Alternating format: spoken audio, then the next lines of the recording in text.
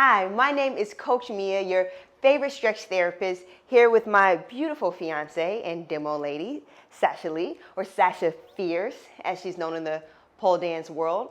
In this video, we are going to walk you through one of my favorite mobility stretch sequences. It's really fun for me because not only do we get to go through some hip internal and external rotations, but we spend a lot of time on the adductor, specifically the long adductor, which is often ignored. How often do we think about our inner thighs? You know, how often do we exercise them and yet alone stretch them? And so the benefit is you get to move better. Your adductors work synergistically with your abductors, right? And so they help stabilize that hip. Therefore, they can improve your gait, your running, and your performance. If you're someone that's squatting and you're struggling to get down low in a low squat without pain, or just to get there, maybe spend some time going through this sequence before your workout, and you'll notice that you'll get lower each and every single time. I hope you enjoy it. We put out a new video every single week, every single Wednesday at 11 a.m. Eastern. So if there's a part of your area you want to mobilize that's tight, that's causing you pain, go ahead and comment below so we can address that area for you. If you have any questions about this movement and this sequence that you're about to see, go ahead and leave that in the comments as well. And don't forget to hit subscribe. It really helps us reach more people just like yourself who can benefit from this information. So hit subscribe, hit like, and turn those notifications on. All right, let's get to stretching. First things first, let's get in your quadruped position. Quadruped, oh, I hate saying that word. It just means all fours, right? Hands and knees. You want hands directly under shoulders, knees directly under hips. I think you can go a little bit wide. Yeah, knees directly under hips. And then you want a neutral spine here. So go ahead and do a cat-cow for me. So we don't want to be in this position and then round out. And then we don't want to be here. You want to find somewhere in the middle, a little bit more in the middle. Bring it down a little bit. You're still pushing up, down, down, down, down, down, down, down, down, down. Nice. And so, you said what? I feel like I'm arching. Oh, no, you're not. Okay. And then we want to actively push through your shoulders. Yes. And then what happens if these are relaxed? Go ahead and show me collapsed shoulders.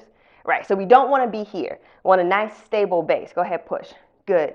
And before we get into the adductors, like I mentioned, when I'm in this position, one of the main things, or not main, but one of the first few things I like to do besides just establishing a really good core is go ahead and working on some active internal rotation. So Sash, I want you to brace shoulders, abs, and then I want you to just take your heel and rotate it out from your body. Slow as far as you can. Keep going. Push right there and back.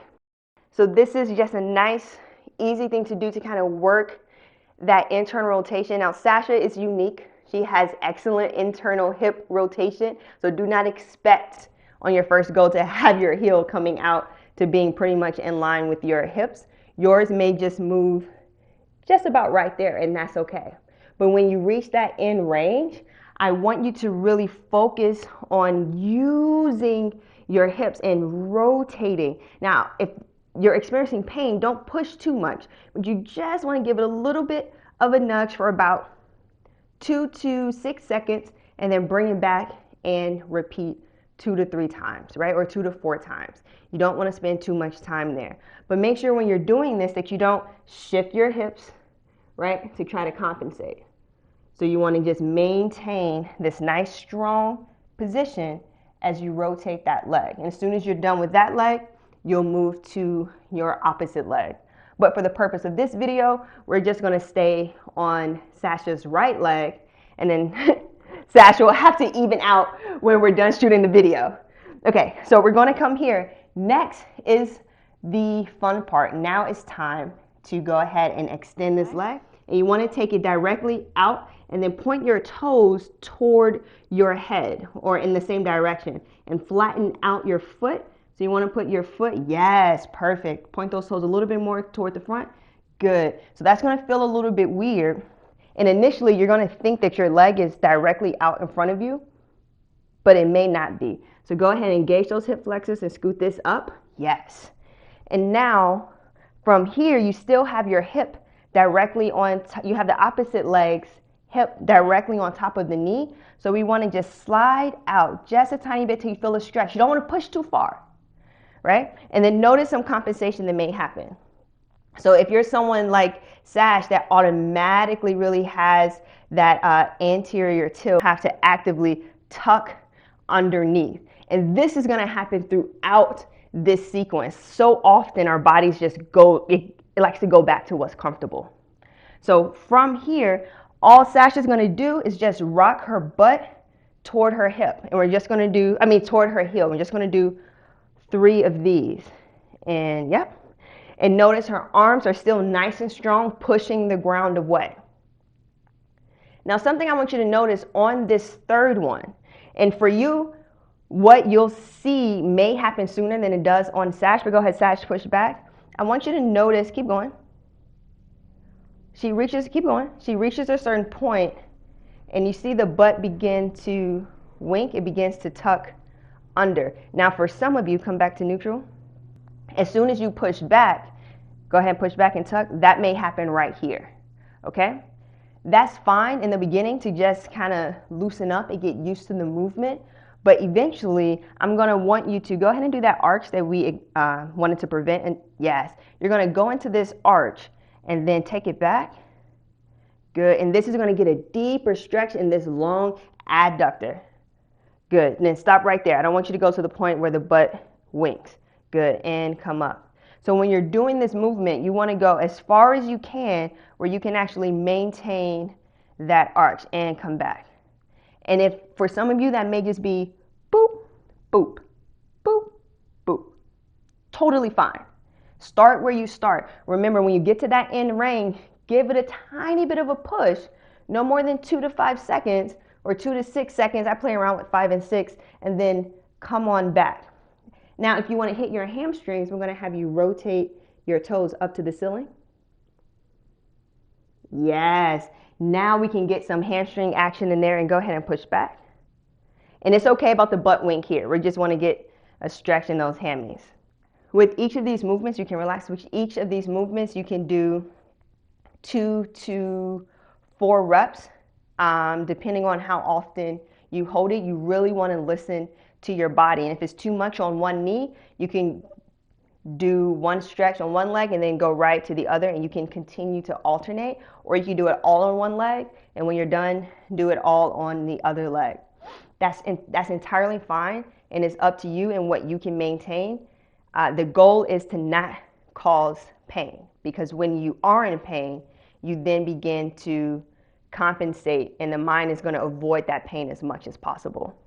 All right, so bringing it back here, I want you to take that, I just want to give you a break. Take that leg back out, back, keep the leg out. Just get this hip back over the knee, good. Straighten out here, abs tight, pushing the ground away. And now we're gonna get some muscle activation. I want you, Sassy, just lift this leg, keeping it nice and straight, lifting from your butt. Boom, and down.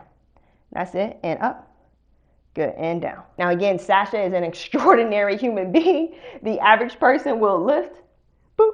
That's me, okay? So if your foot doesn't even come off the ground, but you have that intention, that works too, right? You don't have to be up here. Not all of us are contortionists, but what we're working on is just getting that activation, and that's what we want. That's what's most important. All right, and then bring that knee back underneath your hip. From here, we're gonna get some active rotation in this hip. So I want you, Sash is gonna bring her knee to her elbow. Good, then she's gonna take it out to the side like a fire hydrant. Nice, and then slowly rotate it back, back, back, back, back here. Good, and then bring it back down again. Nice, and then from there, she's gonna reverse. And up, and bring it around, fire hydrant. Good, touch that elbow, yes. And repeat, go ahead, do that again, touching the elbow, lift. Nice and controlled. So you want to move just from your hips. So go ahead and make those movements smaller. Yep, right there. Beautiful. And I want you to take your time when you're doing this. And you're only going to do about 2 to 4 reps here, lifting, engaging the entire time. What I don't want to see is go ahead and take that fire hydrant, get the fire hydrant position. So I don't want to see this, right? Because you're trying to get your leg up high. Again, some of you maybe go ahead and bring it out to the side again, maybe about right here. But if that allows you to maintain this core, then that's where you're going to be, because you're working those muscles probably for the first time, and you're engaging your hips the same time you're engaging your core, the same time you're engaging your shoulders. And this is what I call core, or what others may call your pillar, right? Connecting shoulders to abs to hips, which is what we do every day when we're walking around picking up things. We're using our shoulders, our abs, and our hips at the exact same time. So working these in this quadruped position is a great way without standing, where gravity is loading up your spine and it can cause a little discomfort. So at least you have the support of your hands and you don't have your entire weight hanging on you. All right, we are at the end. Yay! Now we're just going to finish off with some glute activation. I know you're probably thinking we just did that when we were lifting those legs, but that was mostly working your abductors, right? And now we're going to hit the glute max. So we're hitting your butt in a different angle, which is fun and also really important. When your butt works, everything works. That's a bit of an exaggeration, but it plays such a big role that it rings true, honestly, for most things. So we're going to finish off with some donkey kicks. This was the first part of that reverse movement that we did in the hip rotations. So when you're doing this, you just want to kind of go through your posture check, right? Make sure your hands are underneath the shoulders, having this nice neutral spine, working through your pelvis, finding what that neutral area is here. And when we go through this donkey kick, I want you to think that it's not about height, but it's about engagement. So go ahead, Sash, and lift your leg. And you're going to have a bent knee. If you can get it at 90 degrees, if you can get your bent knee at 90 degrees, then that works. If for whatever reason you have pain in your knee, you need to be extended, that's okay too. Sash, are you able to? Perfect. Sash has 90-degree angle possibility or capability. So from here, she's just going to pulse. Good. And when you're doing this, it's very easy for some people to rely on their hamstrings. So check in with yourself and think, am I using my hamstrings? Is that what I feel working? Or do I feel my butt? And go ahead and pulse there. So you're just going to do about 6 to 8 of those and you can relax. 6 to 8 of those on one side and then do 6 to 8 on the other side. One thing I want you to be aware of, let's get back in that position. It's very easy to try to kick high. It's very easy to, and pulse from there. Go ahead and exaggerate this movement. Yeah, it's very easy to go into your donkey kicks like this. There's nothing wrong with it, but since we're trying to improve range of motion and we're trying to prevent pain, unless you're a dancer that has a certain reason to kick your foot up to your head, that's not what we're focusing on in this video. So for you, can go through it one more time? So for you, I just want you to hit, boom, right here, keeping it nice and simple right at the top. Thanks, Ash, and relax. And that's it. That's all we have. That's all we have for you today. How do you feel? Great. Excellent. And please let me know how you feel as well. If you tried this out at home, go ahead and leave a comment at the bottom of the video. If there's, like I mentioned at the beginning, if there's an area of your body that you would like us to focus on or shoot a video on, comment below as well, and I'll make sure to create that video for you. The purpose of this channel is to give you as many tools as possible to move as great as you possibly can and without pain. Too many of us are nagged down and life is being halted or restricted because of back pain, hip pain, knee pain, and shoulder pain. I've been there myself, and I don't want you to have to go through it and or stay in it if you're already there. So subscribe to this channel. There will be a new video every single Wednesday at 11 a.m. Eastern Standard Time. And we'll be bringing you a new sequence, whether it's stretch, mobility, or exercise, or a specific movement in general, all to get your body moving as fluid and as easily as possible. Again, my name is Coach Mia. I'm your favorite stretch therapist, and this is my beautiful fiance, Sasha Lee, and we will see you next Wednesday.